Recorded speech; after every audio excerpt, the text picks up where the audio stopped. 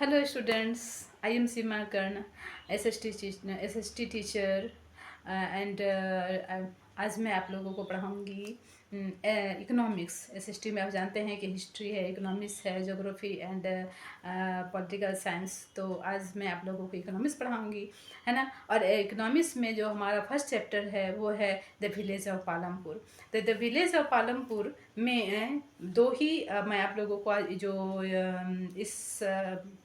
आज मैं आप लोगों को सिर्फ 3 टॉपिक्स हैं, 3 topics. I will teach you only 3 topics in this session. तो आज मैं आप लोगों को सिर्फ ओवरव्यू पढ़ाऊंगी, है ना, इंट्रोडक्शन पढ़ाऊंगी पालमपुर का। और उसके बाद जो ऑर्गेनाइजेशन ऑफ विलेजेस है वो आप लोगों को मैं आप लोगों को बताऊंगी कि पालमपुर क्या था, है कि नहीं। तो इस ओवरव्यू में हम क्या पढ़ेंगे, सबसे पहले कि व्हाट इज़ पालमपुर, है ना। पालमपुर कहाँ है, क्या है पालमपुर, समझ गए। वो इंडिया में है या बाहर है, ये बहुत सारी मतलब कि क्वेरीज हैं पालमपुर के बारे में लोगों का। तो हम सबसे पहले इसका इंट्रोडक्शन लेंगे कि पालमपुर क्या है। उसके बाद यहाँ पर मैं जो वहाँ के जो पीपल हैं, है ना, ये डिफरेंट डिफरेंट एक्टिविटी में जो है वो सभी लगे हुए हैं। सभी का कंट्रीब्यूशन है कि कोई फार्मिंग करता है पालमपुर में, कोई जो है ट्रेडिंग का काम करते हैं, कोई जो है वो पोल्ट्री फार्म या डेयरी फार्मिंग का काम करते हैं, कोई जो है वो ट्रांसपोर्ट सिस्टम में काम कर रहे हैं, काम करते हैं, है ना। तो ये सारा काम जो है वो अलग अलग डिफरेंट डिफरेंट काम लोग करते हैं। कोई अब बच्चे हैं, स्कूल है तो बहुत सारे लोग जो हैं स्कूल में काम करते हैं, कोई टूल्स बनाते हैं, है ना, कोई मैकेनिकल का काम करते हैं, कहीं पर आपका जो है बिल्डिंग्स वगैरह बन रहा है तो ये काम हो रहा है। यानी कि 90% जो यहाँ का काम है वो मैनमेड होता है, ठीक है, पालमपुर में। तो ये हमारा ओवरव्यूज है, हम ये पढ़ेंगे। उसके बाद नेक्स्ट ओवरव्यूज में पॉइंट होगा कि इसका जो ऑर्गेनाइजेशन है जो वो कैसे किया होता होगा पालमपुर में, है कि नहीं। तो ये हम पढ़ेंगे यहाँ पर मैं कि एक इंडस्ट्री को खोलने के लिए या फार्मिंग के लिए हमें किन किन चीज़ों की रिक्वायरमेंट होती है, ये हम यहाँ पर पढ़ेंगे, है ना। तो सबसे पहले पहले हम देखते हैं इंट्रोडक्शन में, है ना। First of all we will teach about the introduction. तो इंट्रोडक्शन, पालमपुर जो है वो एक कोई इंडिया का ऐसा कोई विलेज नहीं है। It is a imaginary village, ये एक इमेजिनरी विलेज है। सपोज दैट जैसे कि हम लोग मान लेते हैं कि एक इंडिया में ही एक गांव है, नाम है पालमपुर, है कि नहीं।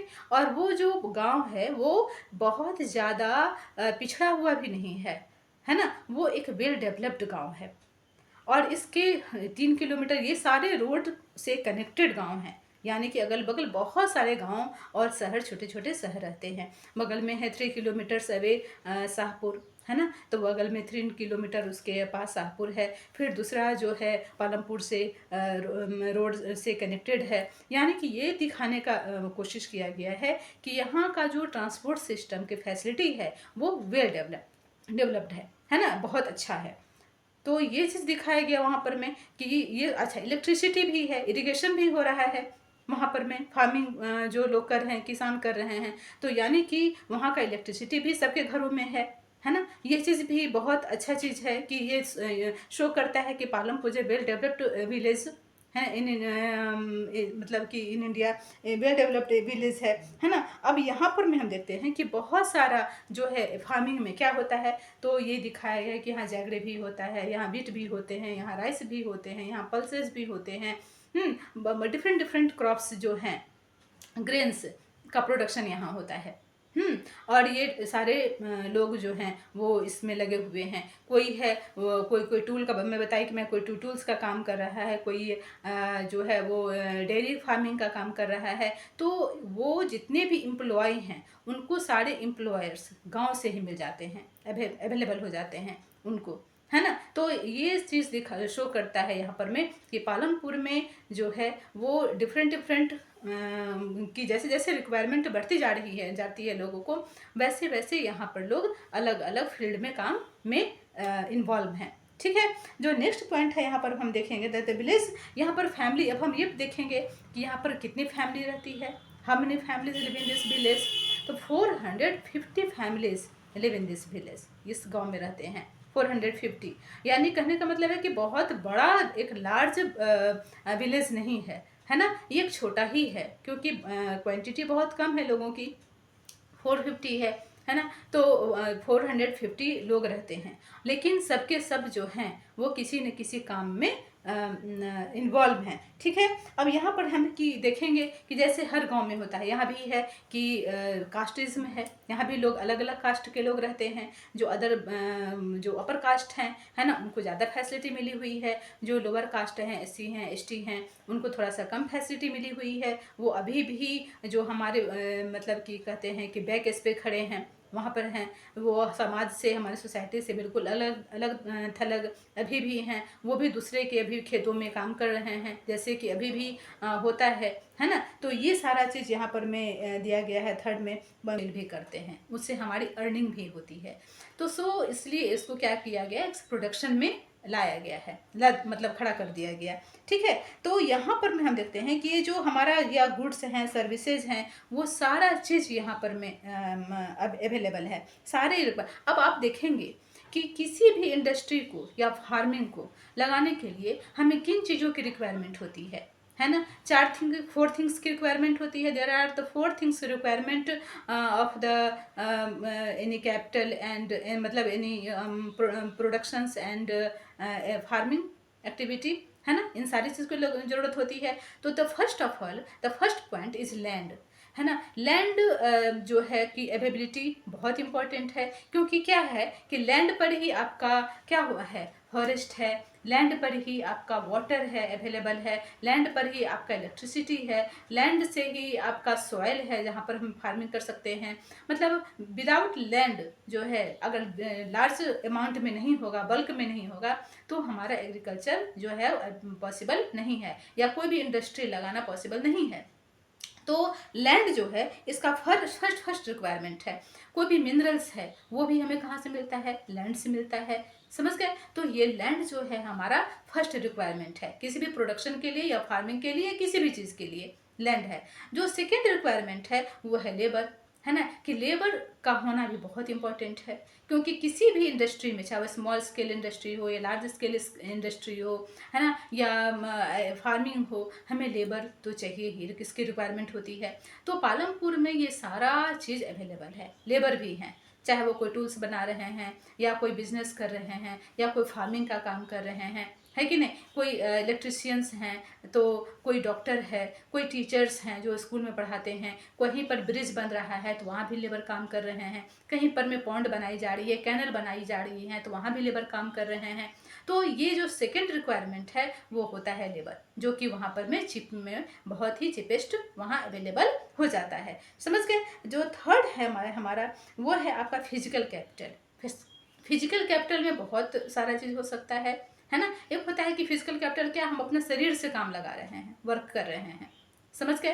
कैपिटल तो नेसेसरी है ही, विदाउट कैपिटल तो होगा ही नहीं, क्योंकि किसी भी अगर खेती को करने के लिए या प्रोडक्शन को लगाने के लिए हमें कैपिटल की ज़रूरत होती है।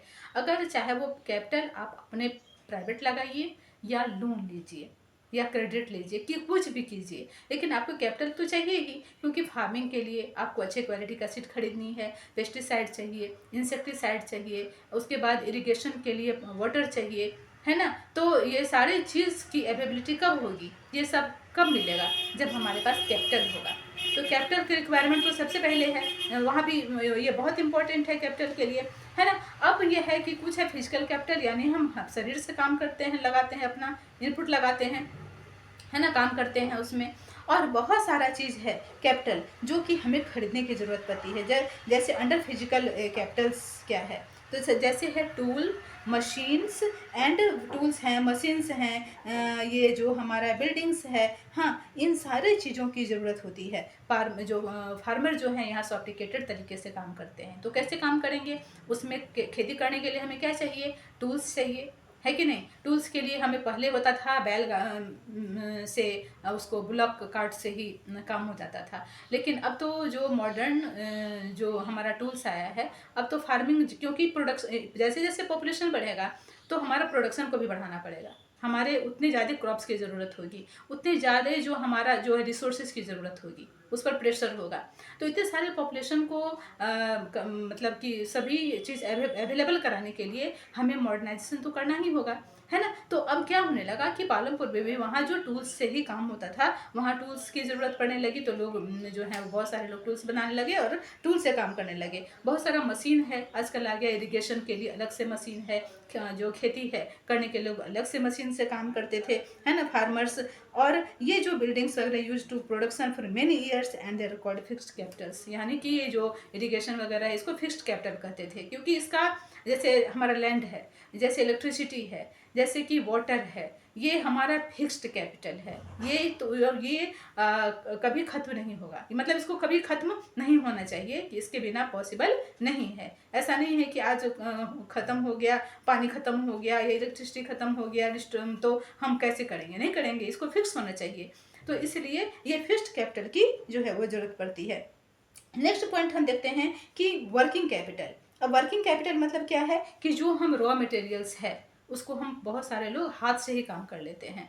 जैसे हम लोग पढ़ते थे पहले ये कि हाथ से ही उसको भूसा को अलग करना है, धान अलग से करना है उसको, अब तो है कि थ्रेशिंग मशीन में ले जाते हैं, उसको काम करते हैं। तो ये सारा मैनुअल वर्क होता है। यहाँ पर में रॉ मटेरियल्स को हम क्या करते हैं कि ग्रेन्स में उसको कन्वर्ट करते हैं, बनाते हैं, समझ गए। तो ये वर्किंग कैपिटल होता है कि हम अपने हाथों से उसको खेत से काट कर लाते हैं, फिर उसको ग्रेन्स को अलग करते हैं, है ना, उसका हस्क से, और उसके बाद उसको हम यूज़फुल बनाते हैं, यूज़ करने के लायक बनाते हैं। ठीक है, बहुत सारे जैसे कि वीवर हैं, है ना, तो वो क्या करते हैं, जैसे उल है या सिल्क है या थ्रेड है ना, तो अपने हाथ से काम करते हैं, वीविंग का काम करते हैं, बुनते हैं उसको, और फिर उसको यूज़ के लायक बनाते हैं। तो ये सारे जो हैं वीवर, ये हमारा जो है एक वर्किंग मैनुअल वर्क हो गया, है ना, ये फिक्स्ड जो है वो कैपिटल में आता है। तो आज वीडियो बहुत बड़ा हो जाएगा, तो आज के लिए इतना ही। मेरा वीडियो कैसे लगा इसको आप फॉलो करें, सब्सक्राइब करें, और अगर आपको अच्छा लगा तो मैं ये कंटिन्यू करूँगी। तो बाय।